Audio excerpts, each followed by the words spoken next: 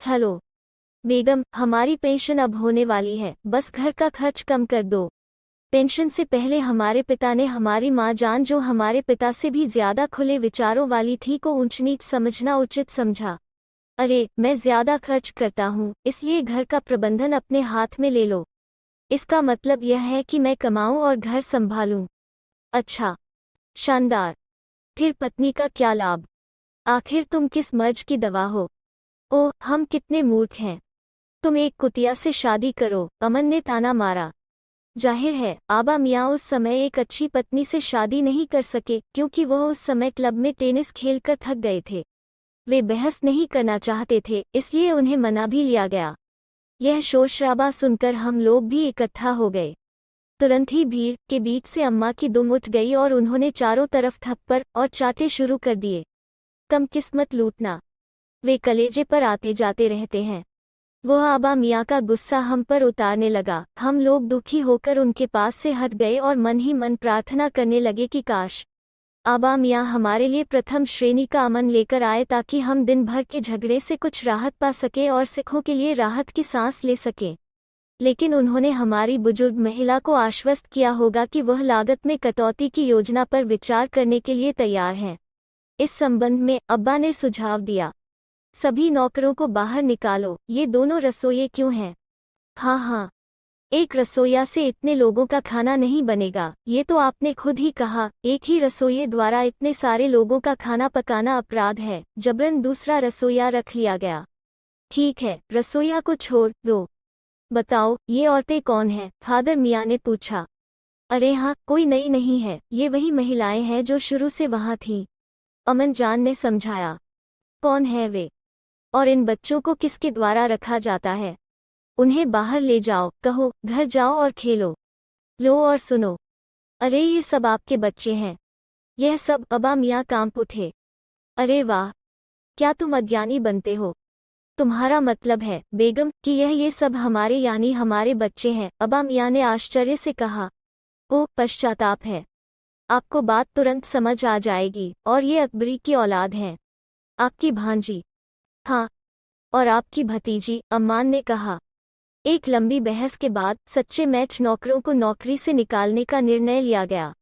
आखिर ये मोटे बच्चे किस लिए हैं? पानी को हिलाओ मत, उन्हें अपना काम खुद करने की आदत डालनी चाहिए। कहाँ है कामचोर? तुम लोग कोई काम नहीं करते, बहुत आलसी हो और दिन भर उधम मचाने के अलावा कुछ नहीं हो। और सच तो यह है कि आखिर हम कुछ करते क्यों नहीं? हिलाया हुआ पानी पीने की कीमत क्या है?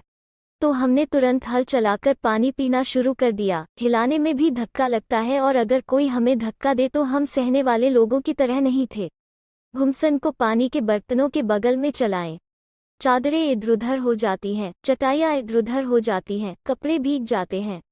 यह लो, रेंग कर काम करो, यह अच्छा काम करेगा, गधे कहते हैं। दोनों बयान तोड़ दो, अम्मा ने फैसला किया। वो कैसे करेंगे? काम तो उनके पापा भी करेंगे, देखो। हाँ, जो काम नहीं करेगा उसे कभी रात का खाना नहीं मिलेगा, समझे? लीजिए, बिल्कुल शाही फरमान चल रहा है। हम काम करने के लिए तैयार हैं। हमें काम बताया जाए। हम सहमत हो गए। ऐसी कई चीजें हैं जो आप कर सकते हैं। उदाहरण के लिए, इस नदी को देखो, यह कितनी गंदी होती जा रही है। आंगन में जाकर देखो, वहाँ कितना कूड़ा कचरा पड़ा है। आंगन में पेड़ हैं, उन्हें पानी देना है। और हाँ, याद रखना, ये काम मुफ्त में नहीं होगा, आप सभी को वेतन भी मिलेगा। फादर मियाँ ने समझाया और अन्य नौकरियों का हवाला दिया। माली को वेतन मिलता है यदि सभी बच्चे एक साथ पानी डालें। अरे भगवान के लिए, इतना क्रोधित मत होइए, घर में बाढ़ आ जाएगी, अमन जान ने विनती की। फिर वेतन आता है यदि सभी बच्चे एक साथ पानी डालें। अरे भगवान के लिए, इतना क्रोधित मत होइए, घर में बाढ़ आ जाएगी, अमन जान ने विनती की। फिर सैलरी का सपना देखते हुए हम काम पर निकल पड़े। एक दिन कई बच्चे फर्श पर चढ़ गए और दरवाजे के कोनों को चारों तरफ से पकड़ लिया और फिर उसे कमरे के अंदर हिलाने लगे। 2 और 4 ने लाठियां उठाईं और उन्हें पीटना शुरू कर दिया। हे भगवान! फिर मुंह पर झाड़ू। अरे कमाओ, तुम क्या कर रहे हो? पूरा घर धूल से ढका हुआ था। खांसते खांसते सब बेदम हो गए। वो सब जो फर्श पर था और जो कुछ भी फर्श पर था वो सबके सिर पर जम गया। यह नाक और आंखों में घुस गया, जिससे सभी का बुरा हाल हो गया। हमें पीटा गया और आंगन में ले जाया गया। हमने वहां झाड़ू लगाने का फैसला किया। झाड़ू लगाओ, क्योंकि वेतन के लिए उम्मीदवार एक और कई थे। इस वजह से झाड़ू के हिस्से पूरे पूंछ में उड़ गए। जिसके हाथ जितने लगे उसने उन्हें सीधे हाथों से मारना शुरू कर दिया। जमीन कम हो गई और एक दूसरे की नंगी टांगें ज्यादा टकराने लगी। परिणाम यह हुआ कि भट्टियां चल गई, आंखें बाहर निकल आईं। अम्मा ने यह सब देखा और अपना सिर थपथ पाया। भाई, अगर ये बुजुर्ग हमें काम करने देते हैं तो हमें काम करने दीजिए। जब जरा सी बात पर हम पर थप्पड़ बरसने लगे तो समझो काम हो गया।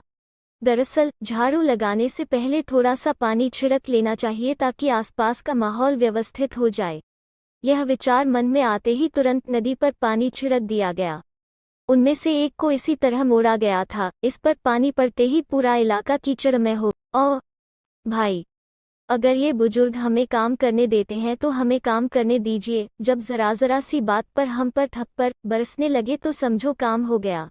दरअसल झाड़ू लगाने से पहले थोड़ा सा पानी छिड़क लेना चाहिए ताकि आसपास का माहौल व्यवस्थित हो जाए। यह विचार मन में आते ही तुरंत नदी पर पानी छिड़क दिया गया। उनमें से एक को इसी तरह मोड़ा गया था। इस पर पानी पड़ते ही पूरा इलाका कीचड़ में हो गया। अब हम सभी को आंगन से बाहर निकाल दिया गया। तय हुआ कि पेड़ों को पानी दिया जाए। बस घर की सभी बाल्टियां, लूट तसले, सोखने वाले बर्तन लूट ले गए। जिन्हें ये चीजें नहीं मिली वे नाव और कांच के कटोरे लेकर भाग गए। अब सभी लोग नल पर टूट पड़े। यहाँ भी उसे आश्चर्य हुआ कि ऐसा क्या मौका आया कि पानी की एक बूंद भी किसी के बर्तन में आ गई। थशम थस, एक बाल्टी पर एक बाल्टी और एक पतीला पर एक बाल्टी और एक सोखता और एक नाव। पहले तो धक्का मुक्की की, फिर उन्होंने एक दूसरे पर पहले कोहनियों से और फिर बर्तनों से हमला किया। यह स्पष्ट है कि भारी जहाज़ों वाले लोग हथियार उठाते रहे। कटोरे और डोंगी से सुसज्जित सेना ने वे युद्ध लड़े और अपने सिर पर पत्थर रखे। तुरंत ही बड़े भाइयों, बहनों, मामा मामियों और चाचा चाचियों का बड़ा सहयोग भेजा गया, जिसने इतना बड़ा आक्रमण किया कि ईश्वर की शरण।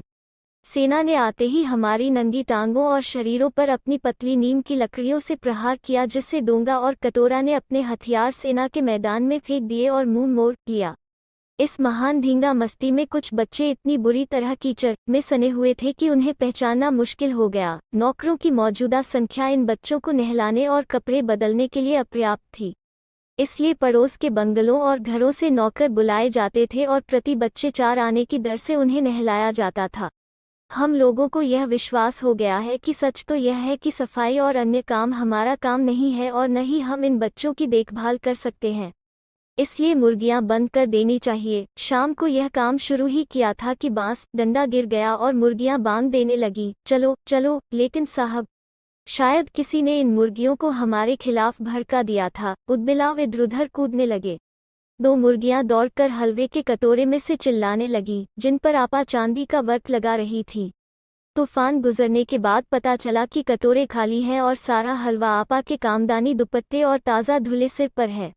एक बड़ी मुर्गी अम्मा के खुले पानदान में घुस गई और अपने पंजे चूने में भिगोकर चांद की रोशनी में तालियां बजाते हुए बाहर निकली। पंदन उल्टा आ रहा है। एक मुर्गी दाल के तवे से टकराकर भागी और सीधे कीचड़ में इतनी तेजी से गई कि सारी मिट्टी वहां बैठी हाथ धो रही आंटी के मुंह पर जा गिरी। इस बीच सभी मुर्गियां भीड़ बनाकर भाग रही थीं और लाख कोशिशों के बावजूद एक भी मुर्गी दड़बे में जाने को तैयार नहीं। और है दूसरी ओर जो भेड़ें सूजी के लिए किसी के घर आई हैं, वे भूखी होंगी। आइए हाथ मिलाएं और इन्हें खुलने दें। अनाज का सूप देखकर दिन भर की भूखी भेड़ें दौड़ पड़ी, इसलिए भागना और खुद को बचाना मुश्किल हो गया। लस्तम पश्तम सिंहासन पर बैठा, लेकिन भरचल मशहूर है। उनकी नजरें बस अनाज के सूप पर टिकी थी। बिस्तर फेंक दिए गए, बर्तन लपेट दिए गए। तख्त पर आपा का दहेज का दुपट्टा फैला हुआ था, जिस पर गोखरो, चंपा और सलमा सितारे लगे हुए थे। आपा मुगलानी बुआ से कुछ कह रही थी। भेड़ें बड़ी अधीरता से सब कुछ रौंदती, तारों, गोखरो, लचका और सलमा को उलझाती हुई उनके घरों में घुस जाती, जॉर्जेट के दुपट्टे को रौंदती, मैगिन बिखेरती जाती। जब तूफान गुजरा तो ऐसा लगा जैसे जर्मन सेना टैंकों और बमवर्षकों के साथ आ गई हो। जहां भी सूप गुजरता, भेड़ें शिकारी कुत्तों की तरह गंध सूंघकर हमला कर देती। हिजान माँ बिस्तर के एक तरफ दुपट्टे से अपना मुंह ढककर गहरी नींद में सो रही थी। जो भेड़ें उनके ऊपर से गुजरी, उन्हें नहीं पता था कि वे सपने में किस मोहल्ले में जा रही हैं। इसमें दुपट्टा उलझ गया। माना पकड़ना, पकड़ो, चिल्लाने लगी। इस तरह भेड़ें सूप भूल जाती हैं और सलाद विक्रेता की टोकरी पर गिर पड़ती हैं। वह दालान में बैठी फलियां तौल रही थी और रसोई को दे रही थी। वह अपना सलाद बचाने के लिए सीना फैलाकर खड़ी हो गई। अगर आपने कभी भेड़ों को मारा है तो आपको यह बात अच्छी तरह से पता होगी और आपने यह भी देखा होगा कि यह बिल्कुल ऐसा दिखता है जैसे सूती तकिए पर लेप लगाया जा रहा हो। भेड़ें घायल नहीं हैं, यह महसूस करते हुए कि आप उसके साथ छेड़खानी कर रहे हैं, वो आप पर बैठ जाएगी। थोड़ी देर के बाद भेड़ों ने सलाद ड्रेसिंग को अपने पेट में खोद लिया। जबकि यह पुनरुत्थान हुआ, अन्य अभिनेता भी इससे अनजान नहीं थे। इतनी बड़ी सेना थी जिसे रात्रि भोजन न मिलने का भय था। 4 मजदूर तेजी से भैंस का दूध निकालने निकल पड़े। जब 8 हाथ अचानक बाल्टी ले जा रहे चारों थनों पर पड़े तो भैंस अचानक चारों पैरों पर खड़ी हो गई और बाल्टी को जोर से लात मारकर दूर जा खड़ी हुई। चारों मजदूरों ने आपस में सलाह की और निर्णय लिया कि भैंस को आगे पीछे बांध दिया जाए और फिर उसे काबू में किया जाए और दूध लिया जाए। उसने तुरंत झूले की रस्सी उतारी और भैंस के पैर बांध दिए। भैंस के पिछले दोनों पैरों को चाचा मियाँ के बिस्तर के पायों से बांध दिया गया था और आगे के दोनों पैरों को बांधने की कोशिश की जा रही थी। तभी भैंस अचानक डर गई। जो बच गया उसके जाने के बाद पहले तो चचा मियाँ को लगा कि शायद वह कोई सपना देख रहा है। फिर जब बिस्तर पानी के ड्रम से टकराया और पानी उनके ऊपर गिर गया तो उन्हें लगा कि वे तूफान में फंस गए हैं। भूंचल भी साथ आए हैं। फिर शीघ्र ही उन्हें वास्तविक स्थिति का पता चल गया और उन्होंने बिस्तर की दोनों पट्टियां पकड़ ली और उन्हें रेत की तरह छोड़ने वालों पर ताने मारने लगे। मुझे इस सीन का बहुत मजा आ रहा था। भैंस दौड़ रही थी और उसके पीछे एक खाट थी और चाचा मियाँ राजा इंदर की तरह उस पर बैठे